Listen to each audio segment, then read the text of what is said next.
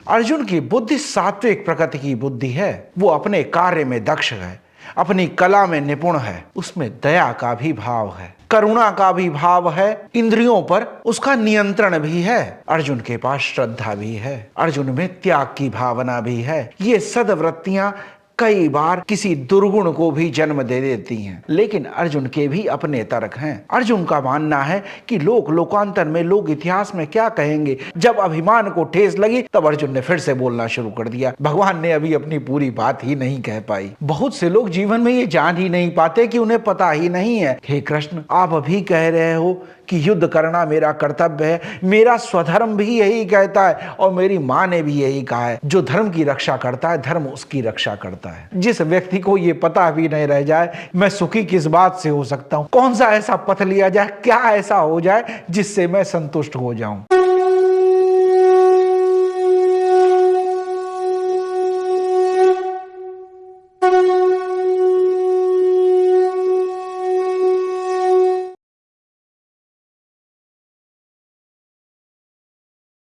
धर्मो रक्षते रक्षिता। नमस्कार दोस्तों, आप सभी लोगों का बहुत बहुत स्वागत है धर्म क्षेत्र के इस प्रोग्राम में। भगवान कृष्ण की स्तुति के साथ इस प्रोग्राम की शुरुआत करते हैं। ओम सच्चिदानंद रूपाय विश्वोत्पत्त्यादि हेतवे तापत्रय विनाशाय श्री कृष्णाय वयम नमः।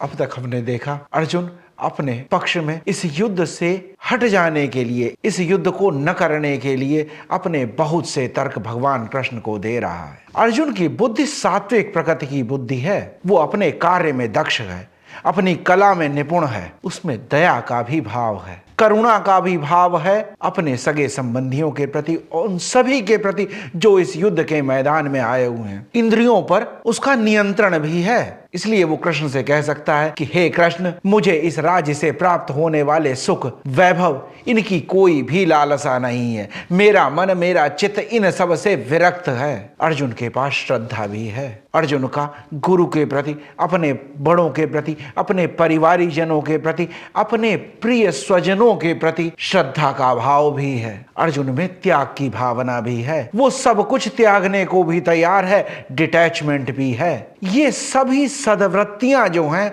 ये सद्वृत्तियां कई बार किसी दुर्गुण को भी जन्म दे देती हैं और इन सद्वृत्तियों के कारण अहंकार का भी उदय हो रहा है, जिससे अर्जुन सर्वथा अनभिज्ञ है। जैसा पहले भी कहा था, दया जो है वो अहंकार को जन्म दे ही देती है। इसको कहा जाता है सद्गुण विकृति। सद्गुणों की वजह से कोई विकृति पनप जाए, इस सद्गुण विकृति के कारण जो अहंकार उत्पन्न हुआ है, इसलिए अर्जुन अपना बलिदान तक देने को तैयार है। ये उसकी परम गति हो सकती है। अपने अहम की पुष्टि के लिए व्यक्ति स्वयं का ही बलिदान दे दे। अर्जुन अब ऐसी स्थिति में आ गया है। जब अर्जुन ने बोलना बंद कर दिया तब भगवान कृष्ण ने अर्जुन से कहा, उसको ललकारा और बताया कि जो तुम कार्य कर रहे हो ये श्रेष्ठ कार्य नहीं है, इससे तुम्हें कोई श्रेय की प्राप्ति नहीं हो गई। भगवान कृष्ण कह तो रहे पर अर्जुन पूरी तरह से सुनता नहीं है, सुनने में सिलेक्टिव है। जो अर्जुन ने ठीक समझा वो लिया।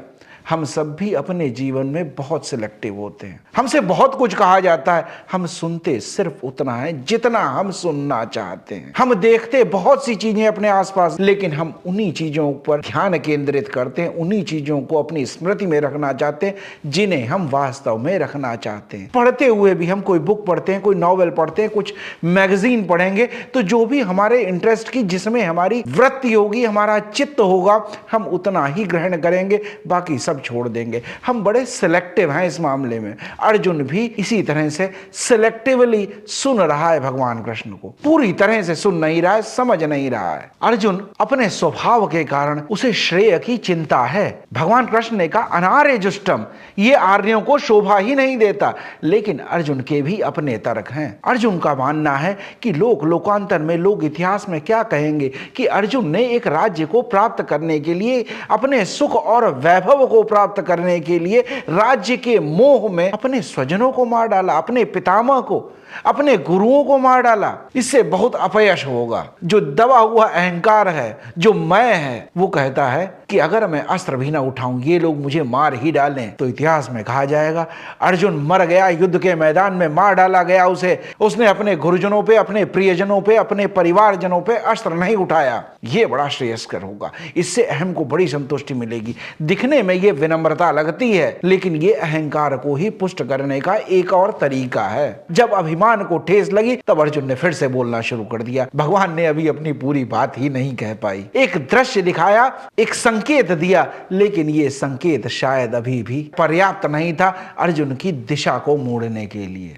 तो आगे दूसरे अध्याय के 6 श्लोक में अर्जुन कहते हैं, न च एतद्विद्मः कतरन्नो गरीयो यद्वा जयेम यदि वा नो जयेयुः यानेव हत्वा न जिजीविषामः ते अवस्थिता प्रमुखे धार्तराष्ट्राः। इसकी शुरुआत में अर्जुन की मनोदशा बिल्कुल स्पष्ट होने लगती है। न च एतद् विद्मः, न तो मैं ये जानता हूं, आई डोंट नो। और आई डोंट नो ही नहीं कहा वी डोंट नो। न च एतद् विद्मः, हम ये जानते ही नहीं है। शुरुआत ही यहीं से अर्जुन ने की। ये बहुत बड़ी पॉसिबिलिटी है। बहुत से लोग जीवन में ये जान ही नहीं पाते कि उन्हें पता ही नहीं है। वह इस बहकावे में ही जीवन व्यतीत कर देते हैं कि नहीं, उन्हें सब कुछ पता है। बहुत से लोगों को आपने जीवन में देखा होगा, उनसे किसी भी सब्जेक्ट पे पूछा जाए, उनके पास विचार देने को हमेशा रहता है। उस सब्जेक्ट की हो सकता है कुछ भी समझ ना हो, लेकिन फिर भी कुछ कहना है इसलिए कह देंगे। The best people, the most knowledgeable people are those who know they don't know. जो ये जानते हैं कि उन्हें नहीं पता है, वो बहुत बड़ी संभावना अपने अंदर है। वो सीखने की कोशिश करेंगे, जानने की कोशिश करेंगे, कहीं से समझने की कोशिश करेंगे। आपकी संगत में अगर कोई व्यक्ति ऐसा है जो ये कह सकता है कि वो नहीं जानता है, वो सबसे श्रेष्ठ लोग हैं। उनसे अगर पूछा जाएगा तो वो बता देंगे, अपनी स्थिति क्लियर कर देंगे, मैं नहीं जानता हूं। हो सकता है कोई और जानता हो, लेकिन जिस व्यक्ति के पास ये अभिमान अवश्य रहे, अज्ञानता अवश्य रहे, इग्नोरेंस के कारण ये बात दिमाग में रहे कि मुझे पता है, तो वो आपको कभी सही सलाह भी नहीं दे पाएगा। एक बड़े फेमस बिजनेस एनालिस्ट हैं, उन्होंने कहा था, the true wisdom is gained by understanding that you don't know everything and the true ignorance is established when you believe that you know. तो सही में जिस दिन आपने ये जान लिया, ये समझ लिया कि मुझे नहीं पता है, तो स्वाभाविक है हम उसको जानने के लिए अपनी कोशिश करेंगे। आज अर्जुन ने वो बात कह दी है। ये अर्जुन इस स्थिति में आ गया कि जहां पर वो कह सका, न च एतद् विद्मः, मैं ये जानता ही नहीं हूं, मुझे समझ ही नहीं आ रही है ये बात। मार्टिन लूथर किंग ने भी कहा था एक बार, nothing in the world is more dangerous than sincere ignorance and conscious stupidity. कुछ भी इससे ज्यादा डेंजरस नहीं है। हम कई बार अपने अहंकार की पुष्टि के लिए अपने आप को भरोसा दे देते हैं, ये एक फॉल्स जस्टिफिकेशन दे देते हैं कि हमें पता है, और वास्तव में हमें वो पता ही नहीं होता है। एक सोते हुए व्यक्ति को कोई जगा सकता है, लेकिन जो व्यक्ति सोने का नाटक कर रहा हो, जो ये जानने का नाटक कर रहा हो, जिसने अपने मन में भी ये समझा दिया वो जानता है, उसे कभी कुछ समझाया नहीं जा सकता, कुछ कहा नहीं जा सकता। ग्रीक फिलोसोफर सुकरात ने कहा था, you can gain the greatest knowledge only if you know that you don't know it. न जानना सबसे बड़ी संभावना है। कहते हैं एक बार सुकरात के गांव में कुछ व्यक्ति आए। उन्होंने वहां गांव के लोगों से पूछा कि आपके गांव में सबसे ज्यादा ज्ञानी, सबसे ज्यादा समझदार, सबसे ज्यादा विद्वान कौन व्यक्ति है, हम उससे मिलना चाहते हैं। तो सभी ने कहा कि जाओ सुकरात से मिलो। एड्रेस बता दिया उनका। वो व्यक्ति सुकरात के पास गया। सुकरात से कहा, मैंने सुना है आप इस गांव के सबसे विद्वान व्यक्ति हैं, सबसे ज्ञानी व्यक्ति हैं। हम आपसे कुछ बातें करना चाहते हैं, कुछ चर्चा करना चाहते हैं, आपसे कुछ सीखना चाहते हैं। सुकरात ने कहा, नहीं, आपने सही नहीं सुना है। मैं अभी बहुत कुछ है जिसको मैं नहीं जानता हूं, और शायद मुझे लगता है मैं कुछ भी नहीं जानता हूं। जितना जानने योग्य है उसमें से मैं कुछ भी नहीं जानता हूं। मुझे नहीं लगता कि मैं सबसे ज्ञानी हूं। उस व्यक्ति ने जाके उन लोगों से कहा कि मैं अभी सुकरात से मिलके आ रहा हूं, और सुकरात ने कहा कि वो बहुत बड़े ज्ञानी नहीं है, वो कोई विद्वान नहीं है। वो लोग हंसे और बोले, यही सुकरात की महानता है कि उन्हें पता है कि उन्हें सब कुछ नहीं पता है। हम में से बहुत से लोग ऐसे होते हैं जिन्हें इस बात का ही पता नहीं होता कि उन्हें क्या नहीं पता है। तो अर्जुन के सामने दो मार्ग हैं आज, दोनों ही उसे धर्म संगत लगते हैं, लेकिन वो विचार नहीं कर पा रहा कि कौन सा सही है कौन सा गलत है। एक है सीधा धर्मशास्त्र का मार्ग, अहिंसा का मार्ग, जो अर्जुन श्रेष्ठ समझ रहा है अभी, जिसके लिए अर्जुन अपना बलिदान तक करने को तैयार है। इस पथ पर चलने से वो अपने परिवारजनों की हत्या करने से बच जाएगा, गुरु की हत्या करने से बच जाएगा, कुल धर्म का नाश नहीं होगा, कुल संस्कृति का नाश नहीं होगा, वो कुलघाती नहीं कहलाएगा। और एक दूसरा मार्ग है जो उसका स्वधर्म का मार्ग है, क्षत्रिय मार्ग है, जिसके लिए भगवान कृष्ण भी प्रेरित कर रहे हैं और स्वयं मां कुंती ने भी इसी बात के लिए आज्ञा दी है। पर यह मार्ग हिंसा का है, ये मार्ग आसान नहीं है। उसे अपने गुरुओं से, अपने पितामह से, अपने स्वजनों से, अपने परिवारजनों से, कुटुंबी जनों से, सबसे युद्ध करना पड़ेगा। ये मार्ग कठिन है। अर्जुन इन दोनों मार्गों को देख रहा है। अभी तक वो अहिंसा के मार्ग को ही श्रेष्ठ मार्ग समझ रहा था, लेकिन अब उसने कह दिया है मैं ये नहीं जानता हूं। हे कृष्ण, आप अभी कह रहे हो कि युद्ध करना मेरा कर्तव्य है, मेरा स्वधर्म भी यही कहता है और मेरी मां ने भी यही कहा है, मुझे ये करना चाहिए, लेकिन मैं निर्णय नहीं ले पा रहा हूं कि कौन सा मार्ग सही है। शायद मैंने पहले भी कहा था, अहिंसा शब्द कई बार मिस इंटरप्रेट किया जाता। अहिंसा का मतलब नॉन वायलेंस नहीं है। अहिंसा का वास्तविक अर्थ है मन में किसी के लिए हिंसा का भाव न रखना, हिंसा में आनंद का भाव न रखना। कर्तव्य रूप से आत्मरक्षा के लिए, समाज की रक्षा के लिए अगर किसी को मारना हो, जिस हिंसा को स्वार्थ की दृष्टि से न किया जाए, आनंद की दृष्टि से न किया जाए, कुछ पा लेने की दृष्टि से न किया जाए, अनासक्त भाव से किया जाए और जो धर्म की रक्षा के लिए हिंसा की जाए, वो श्रेष्ठ है। हमारा जो ध्येय वाक्य है इस प्रोग्राम का, धर्मो रक्षति रक्षिता, जो धर्म की रक्षा करता है धर्म उसकी रक्षा करता है। ये जो पूरा श्लोक है वो कुछ इस तरह से कहा जाता है, धर्म एव हितो हन्ते धर्मो रक्षति रक्षितः तस्मात् धर्मं त्यज्येन नैव मानो धर्मो हतो अवधेत। जो धर्म का नाश करता है धर्म उसका भी नाश कर देता है। जो व्यक्ति स्वधर्म पर नहीं चलेगा उसका अस्तित्व ही खत्म हो जाएगा। अगर कोई अच्छा धनुर्धर है, कोई अच्छा योद्धा है, कोई अच्छा स्पोर्ट्समैन है, अगर वो अपनी कला को ही छोड़ दे, अपने धर्म को ही छोड़ दे, तो वो भी नष्ट हो ही जाएगा। और जो धर्म की रक्षा करता है, जो अपने स्वधर्म पर चलता है, धर्म उसकी रक्षा करता है। जो भी व्यक्ति अपनी कला में निपुणता हासिल करता रहेगा, उस मार्ग पर चलता रहेगा, कर्तव्य रूप समझकर, वो कला उसे श्रेय की तरफ ले जाएगी, उसे प्रसिद्धि की तरफ ले जाएगी। इसीलिए धर्म का त्याग कभी नहीं करना चाहिए, अपने स्वधर्म से पीछे नहीं हटना चाहिए, जो कर्तव्य है उसका पालन करना चाहिए। कमजोर परिस्थिति में भी अपने धर्म के मार्ग से हटना नहीं चाहिए। जब भगवान राम 14 वर्ष के लिए वनवास में जाने के लिए अयोध्या से निकले तो मां कौशल्या ने सिर्फ एक बात कही, धर्मो रक्षति रक्षिता। ये हमेशा ध्यान रख, तुम धर्म की रक्षा करोगे, धर्म तुम्हारी रक्षा करेगा। इस परिभाषा से भी एक बार फिर स्पष्ट होता है कि धर्म सिर्फ रिचुअल या बिलीफ सिस्टम ही नहीं है। धर्म का मतलब है अपना निज स्वभाव क्या है, हमारा कर्तव्य क्या है और उस कर्तव्य के प्रति हमारा आचरण कैसा होना चाहिए। धारयति इति धर्म, जो मैं धारण कर सकूं, जैसा मेरा बिहेवियर होना चाहिए, जैसा समाज में मेरा कृत्य होना चाहिए, ये सब धर्म की परिभाषा में आता है। तो अर्जुन इस दुविधा में फंसा हुआ है कि इन दोनों मार्ग से, जो दोनों ही श्रेष्ठ लगते हैं किसी न किसी कारण से, इन दोनों में से मैं कौन सा चुनूं। तो श्लोक में आगे कहते हैं, यद्वा जयेम यद्वा नो जयेयु। मुझे तो ये भी नहीं पता है कि इस युद्ध में हमारी जीत होगी या उनकी जीत होगी। मतलब युद्ध के प्रति अनिश्चितता भी बनी हुई है। और दूसरे अर्थों में देखा जाए तो अर्जुन के मन में जो शंका है वो थोड़ी अलग स्तर की है कि अर्जुन यहाँ पे ये कहना चाह रहा है कि मुझे ये ही नहीं समझ में आ रहा कि मैं जीत के खुश होऊंगा या हार जाने पर खुश होऊंगा, मैं किस बात में संतुष्ट होऊंगा। अर्जुन अब यहाँ पर डाउटफुल हो गया है। अब तक अर्जुन जितने विश्वास के साथ, जितनी दृढ़ता के साथ कृष्ण से बार बार तर्क कर रहा था कि मैं ये युद्ध नहीं करूंगा, ये युद्ध लड़ना किसी तरह श्रेयस्कर नहीं है, अर्जुन अब कृष्ण से साफ साफ कह रहे हैं, न चाहिए तद विद्मः, मुझे पता ही नहीं है,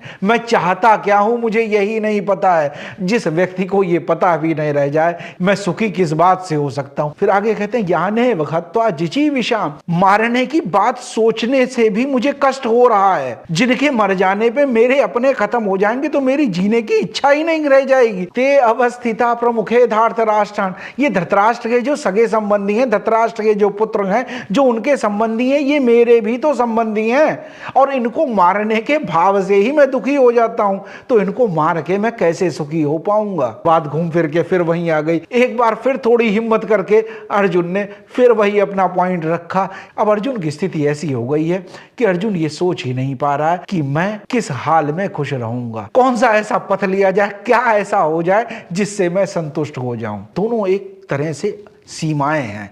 या तो वो राज्य प्राप्त कर सम्राट हो सकता है, राजा हो सकता है, और या वो भीख मांगने तक को तैयार है। दोनों ही अति हैं। अहंकार अति में संतुष्ट होता है। दिल भी एक जिद पड़ रहा है किसी बच्चे की तरह, या तो सब कुछ ही चाहिए या कुछ भी नहीं। अहंकार की यही भावना है, या तो मैं सम्राट हूं और सम्राट के बाद अगर कुछ होना चाहता हूं तो भिखारी हो जाना चाहता हूं, बीच में कुछ भी नहीं। सम्राट का मतलब सिंहासन पर बैठने से ही नहीं है कि राज्याभिषेक उनका हो, राज्य की नियंत्रण व्यवस्था देखने वाले के लिए यहां सम्राट शब्द का प्रयोग कर रहा हूं मैं। ये होती है नंबर 1 होने की इच्छा। या तो मैं नंबर 1 राजा बनूंगा या मैं नंबर 1 भिखारी बनूंगा, बीच में कुछ नहीं बनूंगा। ये जो दो अति की सीमाएं हैं, ये अहंकार ही चुन सकता है।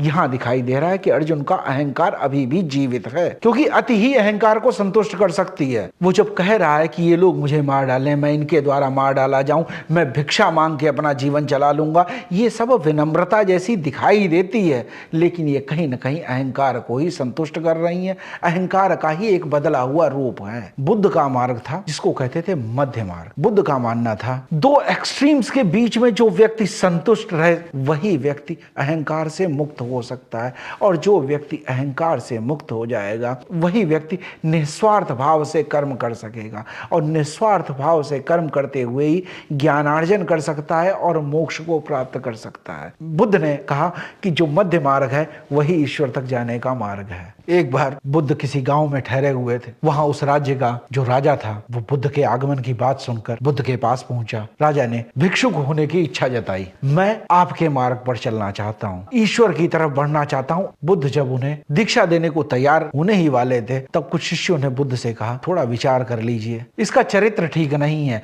ये व्यक्ति सदा से भोग विलासों में रहा है, तरह तरह के नशे करता है, इसकी वासनाएं और इसकी कामनाएं बहुत ज्यादा हैं। हमने इसके बारे में सुना है कि इसने कभी जीवन में कोई सात्विक कार्य ही नहीं किया है, ये हमेशा तामसिक प्रवृत्ति का रहा है। बुद्ध ने अपने सब शिष्यों की बात सुनी और मुस्कुराए, बोले, अब तक मुझे थोड़ा डाउट लग रहा था, अब जब तुम लोगों ने ऐसा कह दिया है तो मेरे मन में ये विश्वास हो गया, ये इस मार्ग पर चलने के लिए बिल्कुल तैयार है। सभी शिष्यों को लगा कि बुद्ध गलत हैं, आज ये निर्णय बुद्ध सही नहीं ले रहे हैं। बुद्ध ने कहा, मुझे पूरा विश्वास है ये सन्यास धर्म का पूर्ण रूप से पालन करेगा और तुम लोगों से भी अधिक दृढ़ता से पालन करेगा। बुद्ध ने उस राजा को दीक्षा दी और सभी भिक्षुओं के साथ भिक्षा लेने के लिए चल पड़ा। वो सम्राट भिक्षुक कांटे बचा के चलते थे, वो कांटों पर चलता था। भिक्षुक थोड़ी देर के लिए छाया में खड़े हो जाते थे, वो धूप में खड़ा रहता था। भिक्षुक दिन में 2 या 3 बार भोजन करें तो वो एक ही बार भोजन करता था। भिक्षुक जितनी शरीर की जरूरत है उतनी निद्रा भी ले लें, लेकिन वो सम्राट कोमल बिस्तर पे नहीं सोता, पत्थरों की शिला पे सो जाता था। अगर साधना करने के लिए बैठे तो 2-4 घंटे करें,